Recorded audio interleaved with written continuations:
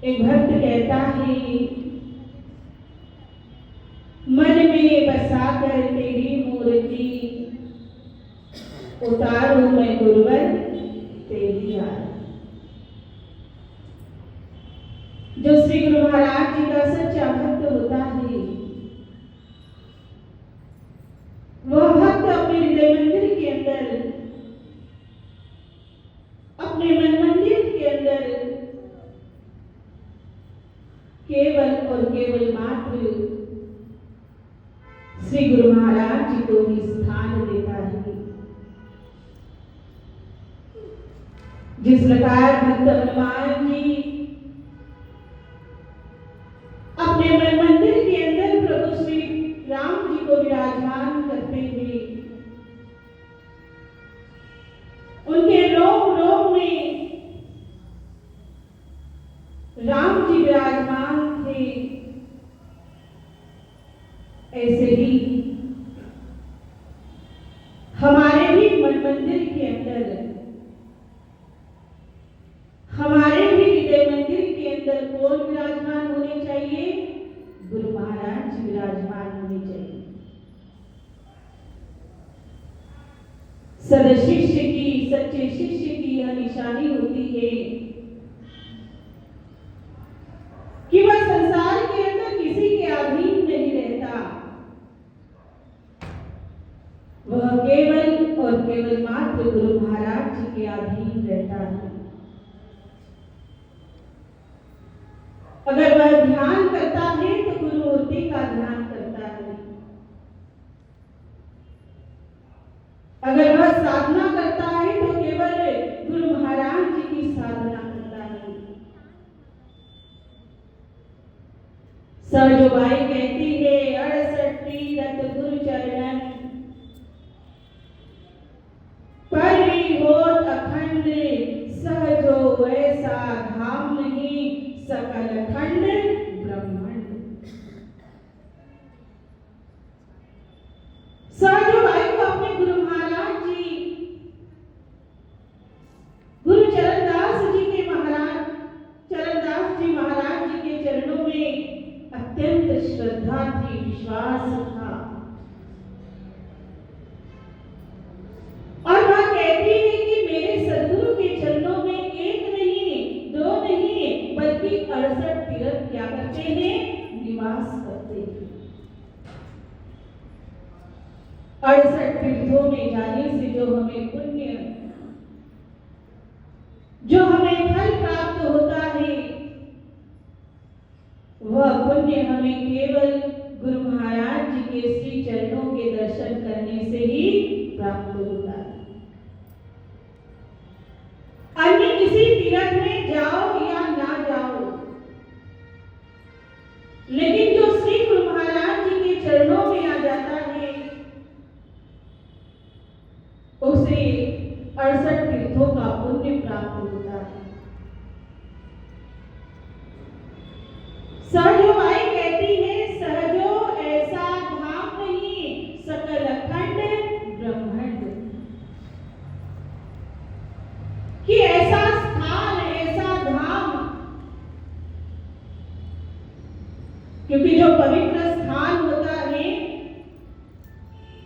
उस स्थान को, उस जगह को धाम कहा जाता है, जहाँ भूमि की महिमा होती है कि भाई ये भूमि, यह धरती बड़ी पवित्र है, बड़ी पावन है। जिस प्रकार अयोध्या नगरी, जहाँ भगवान श्री राम जी का अवतार हुआ, उस अयोध्या नगरी को क्या क्या कहा जाता है?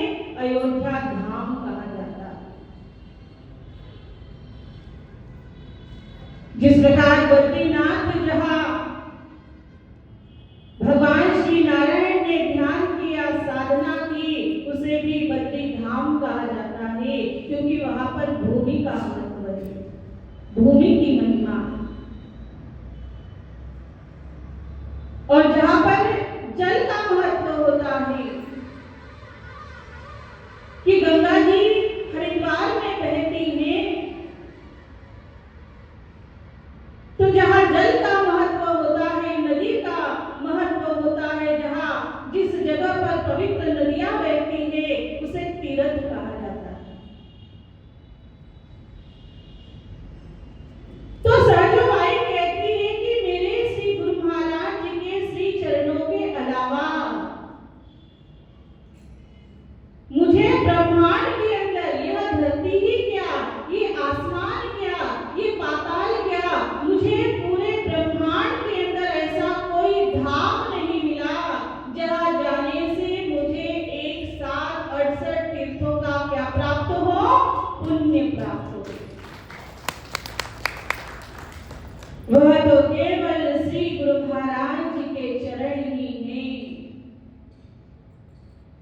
जहाँ ये पवित्र चरण पड़ जाते हैं वह जगह भी तीर्थ बन जाती है, वह जगह भी धाम कहलाती है, मंदिर कहलाती है। ज्ञानीजन हमें यही समझाते हैं कि ऐसे महान श्री गुरु महाराज जी हमारे जीवन के अंदर आए। उन्होंने अपने ज्ञान के प्रकाश से हमारा जीवन, हमारा हृदय प्रकाशमय बना दिया। तो हम भी ऐसे श्री गुरु महाराज जी की अनन्य भाव से क्या करें? भक्ति करें। कभी भी उनके चरणों में हमें अश्रद्धा नहीं होनी चाहिए, कभी भी उनके चरणों में हमें अविश्वास उत्पन्न नहीं होना चाहिए। पूर्ण निष्ठा के साथ, पूर्ण श्रद्धा के साथ हमें उनकी भक्ति करनी चाहिए, क्योंकि भगवान श्री कृष्ण जी भी गीता के अंदर कहते हैं कि जो मेरा अनन्य भक्त होता है, अनन्य भक्त का अर्थ किसी अन्य की भक्ति ना करके जो केवल मेरी भक्ति करता है, जो केवल मेरी साधना करता है, जो केवल मेरा पूजन करता है, ऐसा अनन्य भक्त ही मुझे अत्यंत क्या है? प्रिय है। हम अपनी भक्ति से, अपनी श्रद्धा से अपने गुरु महाराज जी को रिझाना चाहते हैं, अपने गुरु महाराज जी को प्रसन्न करना चाहते हैं, तो उसके लिए हमें क्या करना होगा? अनन्य भक्ति करनी होगी। जिस प्रकार एक साधु महाराज जी एक बाग के अंदर टहल रहे थे, घूम रहे थे। साधु महाराज जी ने देखा कि बाग के अंदर रंग बिरंगे सुंदर सुंदर फूल खिले हैं और फूलों के ऊपर भंवरे मंडरा रहे हैं। लेकिन आश्चर्य की बात यह है कि भंवरे सब फूलों के पास हो जाते हैं, एक फूल से दूसरे फूल के पास, दूसरे से तीसरे फूल के पास, लेकिन उसी बाग के अंदर, उसी बगीचे के अंदर जो चंपा का पुष्प है, चंपा का फूल है, उसके पास कोई भी भंवरा नहीं मंडरा रहा, नहीं जा रहा। साधु महाराज जी को बड़ा आश्चर्य हुआ और जो साधु थे वह उस चंपा के पुष्प के पास जाते हैं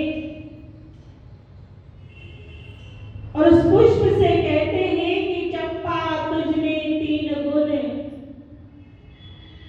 रूप रंग और बास, अवगुण तुझ में कौन सा जो भंवरा न आए पास। कि हे चंपा के पुष्प में देख रहा हूं कि जो फूलों के अंदर गुण होना चाहिए वह सारे गुण तुम्हारे अंदर विद्यमान है। तुम्हारे अंदर सुगंध भी है, खुशबू भी है, तुम्हारे अंदर मीठा रस भी है, सुंदर सा तुम्हारा रंग भी है। तो फिर ऐसी क्या कमी है, ऐसा कौन सा गुण तुम्हारे अंदर है जिसके कारण जो भंवरा सारे पुष्पों के पास जा रहा है वह तुम्हारे पास नहीं आता।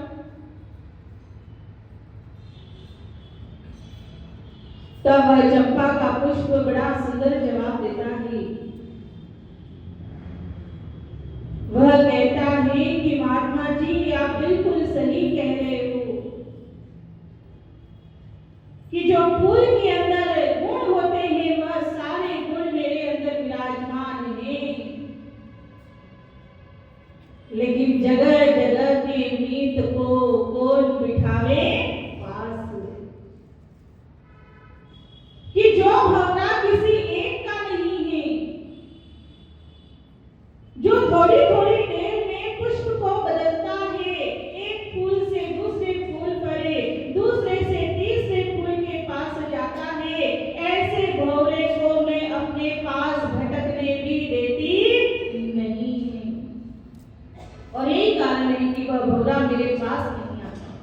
मैं उसको अपने पास आने ही नहीं देता।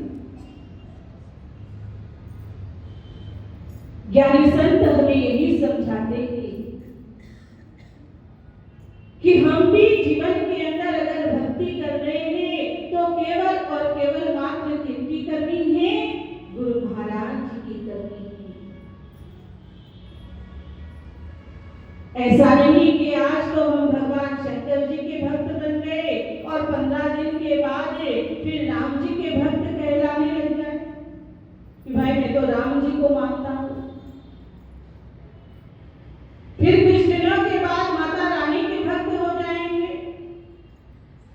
कभी हनुमान जी के पास चले जाएंगे तो कभी किसी देवता को पूजने लग जाएंगे, कभी किसी देवता के पास चले जाएंगे।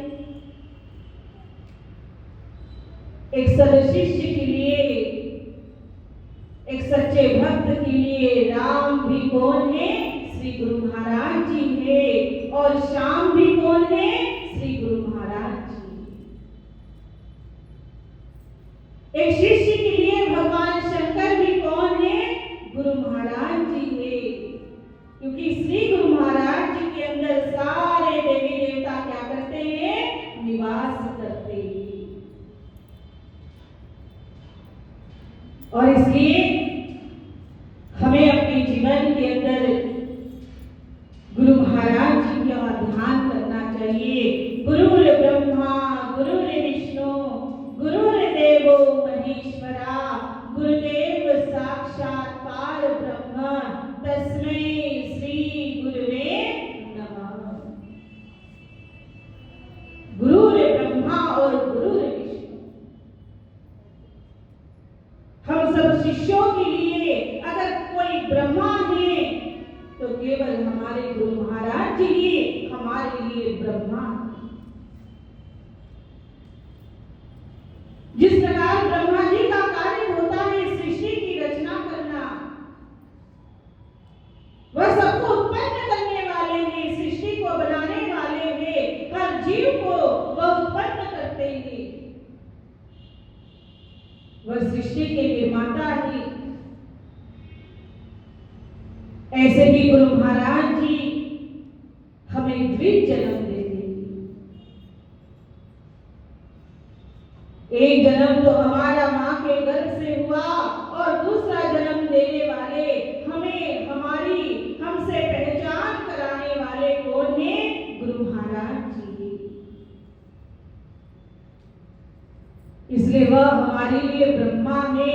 चतुर्मुख न होते हुए भी गुरु महाराज जी कौन है? ब्रह्मा है। गुरुर्विष्णु। और जिस प्रकार भगवान विष्णु जी का कार्य है संसार की पालना करना, भगवान विष्णु जी संसार की पालना करते हैं, संसार की रक्षा करते हैं। जिसके लिए कहा अन्न रचा मनुजो के कारणे, अन्न रचा मनुजो के कारणे, पशुओं के हित चारा है, पक्षी वन में पान फूल फल, पक्षी वन में पान फूल फल, सुख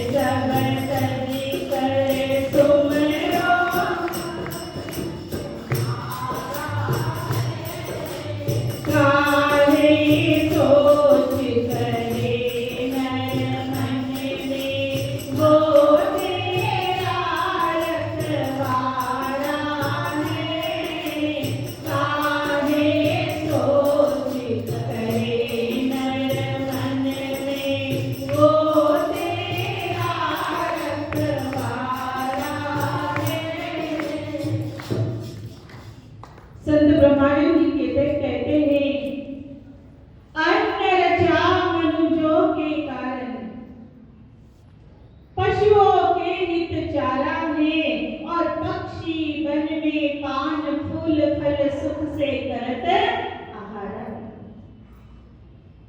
किस परमात्मा ने सबका भोजन का प्रबंध कर रखा है। उस पालनहारे ईश्वर ने जहां मनुष्य के लिए अन्न की रचना की है, वही पशु पक्षियों के लिए उन्होंने चारे का भी प्रबंध किया है।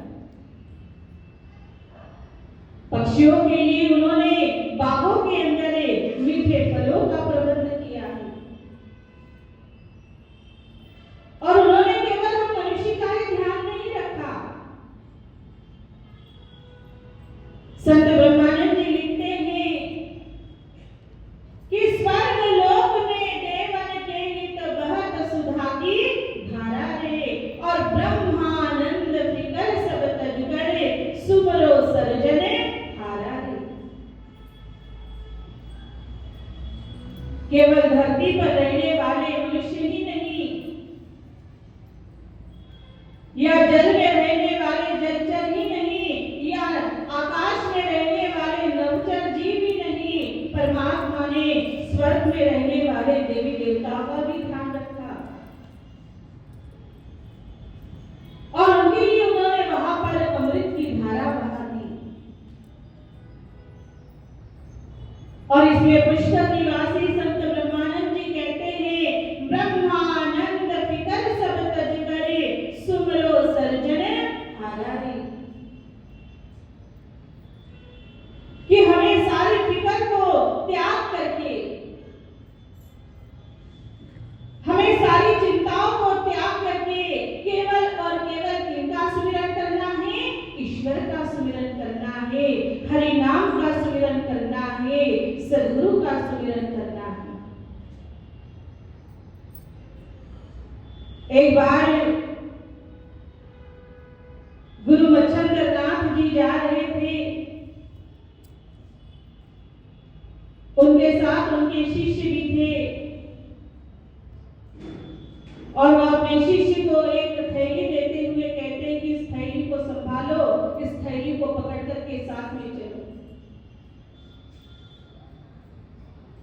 अब जब गुरु मच्छंद्रनाथ जी जा रहे तो बार बार उन्हें उस थैली का ध्यान आ रहा था कि वह थैली ठीक से पकड़ी तो है, थैली का मुंह बंद तो है। बार बार उस थैली की उन्हें फिक्र हो रही थी।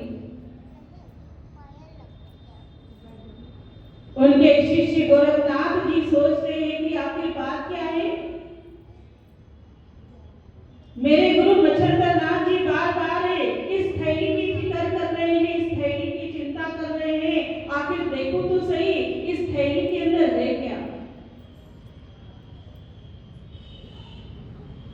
और जब उन्होंने उस थैली को खोल करके देखा तो उसके अंदर सोने की ईंट रखी हुई थी, सोना रखा हुआ।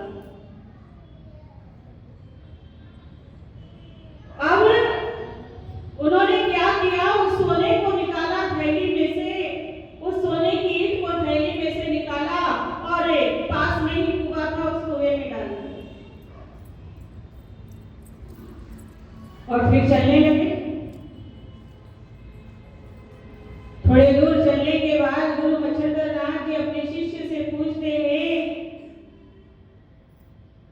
कि थैली ठीक ठाक तो है ना, मुझे थैली की बड़ी फिक्र हो रही है, तुमने ठीक से पकड़ी तो है, संभाली तो है।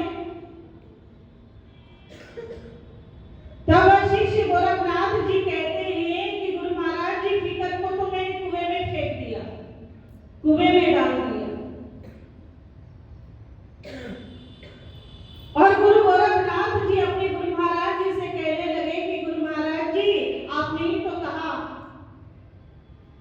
कि फिक्र को क्या करना चाहिए, निकाल करके बाहर फेंक देना चाहिए। आज मनुष्य दुनिया भर की चिंताओं को लेकर के चलता है, लेकिन संत और शास्त्र हमें समझाते हैं कि हमें चिंतन केवल गुरु महाराज जी का करना है। ब्रह्मानंद फिकर सब तज कर। जिस प्रकार गोरखनाथ जी ने उस सोने की ईंट को, जिसकी बार बार गुरु महाराज जी फिक्र कर रहे थे, उसको कुएं में फेंक दिया, ऐसे ही हमें सारी चिंताओं का क्या कर देना चाहिए, त्याग कर शिष्य गोरखनाथ जी को समझा रहे थे। और इसलिए संत ब्रह्मानंद जी कहते हैं कि सब कुछ संभालने वाले तो वो है, पालनहारे तो वो है, सब कुछ करने या कराने वाले तो भगवान है। भगवान विष्णु जी सबकी पालना करने वाले हैं, सबकी रक्षा करने वाले हैं, लेकिन एक शिष्य के लिए उनके विष्णु भी कौन है? गुरु महाराज जी ही है। वह चतुर्भुज ना होते हुए भी गुरु महाराज जी हमारे कौन है? विष्णु है, हमारी पालना करने वाले हैं, हम पर नजर रखे हुए हैं। गुरु ब्रह्मा, गुरु विष्णु और गुरुर्देवो महेश्वरा। गुरु महाराज जी को भगवान शंकर जी की भी उपमा दी गई है। जिस प्रकार भगवान शिव शंकर जी का कार्य होता है संहार करना, दुष्टों को मारना, बुराई को मारना, समाप्त करना, ऐसे ही गुरु महाराज जी भी शिव बन करके भक्त के अंदर जो मान, अभिमान, अहंकार, ईर्ष्या, द्वेष रूपी बुराई होती है, उस बुराई को वह क्या करते हैं? खत्म करते हैं, समाप्त कर देते हैं, शिष्य की बुराई को वह दूर कर देते हैं। इसलिए एक शिष्य के लिए उनके शिव भी कौन है? गुरु महाराज जी है। वह त्रिनेत्र न होते हुए भी वह क्या है? शिव शंकर है। गुरु साक्षात परब्रह्म तस्मै श्री गुरुवे नमः। हमारे शास्त्र कहते हैं कि गुरु महाराज जी तो वह शक्ति होती है जो ब्रह्मा, विष्णु, महेश को भी क्या करती है? उत्पन्न करती है। ब्रह्मा, विष्णु, महेश को भी बनाने वाले कौन होते हैं? श्री गुरु महाराज जी होते हैं। इसलिए बार बार हमें उनके चरणों में क्या करना चाहिए? नमन करना चाहिए, वंदन करना चाहिए, हर समय उनका ध्यान करना चाहिए, उन्हीं का ही चिंतन करना चाहिए। और एक शिष्य के लिए ब्रह्मा, विष्णु, महेश जब उनके गुरु होते हैं, वही शिष्य सदशिष्य कहलाता है, ज्ञानी शिष्य कहलाता है, सच्चा शिष्य कहलाता है। तो हम श्री गुरु महाराज जी के केवल शिष्य नहीं बने, हम गुरु महाराज जी के सदशिष्य बने, गुरु महाराज जी के चरणों में सच्चा प्रेम